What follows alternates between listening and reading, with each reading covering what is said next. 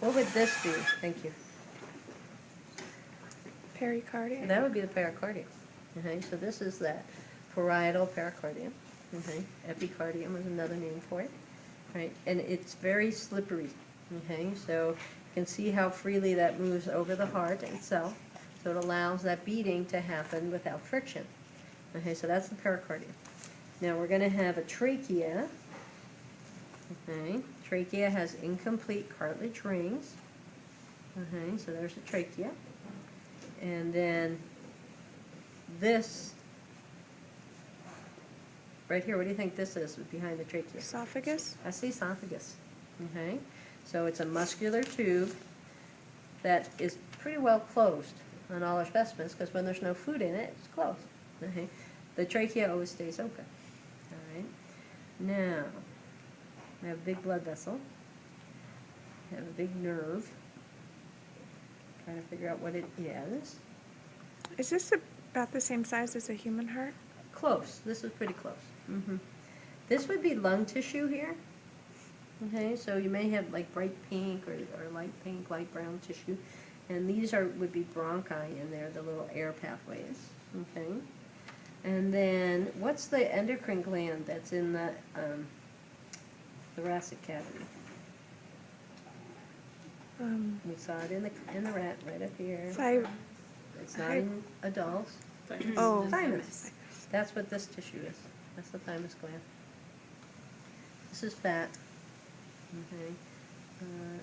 That is part of the aorta here. Okay.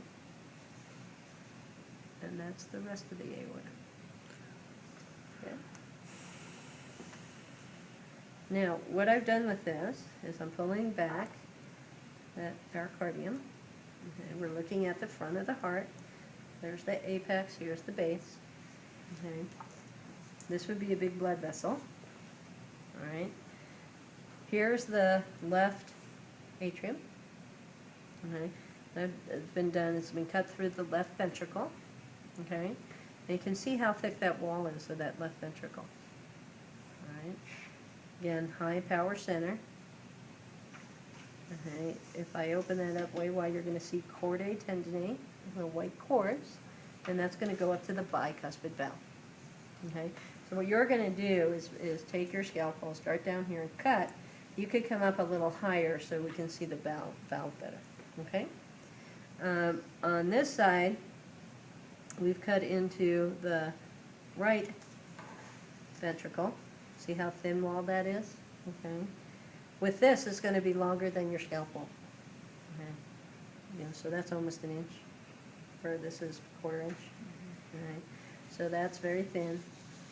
If we flap this back, here's our valve. So tricuspid valve. Okay. And then up here would be the atrium. Now, if I follow this, I got to figure out what I got. So, what's the blood vessel that comes off of the right ventricle? superior. Nope. It's going into the right atrium. Coming out of the right ventricle. It's going to go to the lungs. So we have the pulmonary trunk. So this is, I'm in the pulmonary trunk. And then when I look up here into that place, there's the pulmonary semilunar valve. There's 3 little flaps to that one. If I poke around, that's the pulmonary semilunar valve. Is that on the right side or the right? It's coming off the right ventricle, so it's kind of near the middle. Okay. It would be that one. Oh, this one right there. Okay. That's the pulmonary trunk. Now let's see. On the back, this is the coronary sinus. So if you can see it better from here. See that's a big flat vein. It's been cut open. So now we can see into the right atrium. So there's a big vein here. It's going to be the superior vena cava. Okay. Oftentimes with these, we're not going to be able to locate all of them because of how they've been butchered. Okay. But this one, it comes all the way up to going up toward the top of the trachea, so superior vena cava. Okay. And then, just poke a minute. Here's this funky little hole. See that gray circle? Mm-hmm. Is that the... That's the fosso valley. Okay? So what you're going to do with the heart you have, some of them you're going to have pericardium on it yet. Okay? So you can look at that, you can try to identify other organs. You're not going to be tested on them. The things you'll be tested on are up there. Okay? And if we can't find them, we can't find them. All right? Because we never know. So, but we can find all those on heart model. All right? So you're going to get the heart and you're going to make a cut through the left ventricle up to just under atrium. And then you're going to make one along the right ventricle. Okay, and then you're going to make one through the coronary sinus.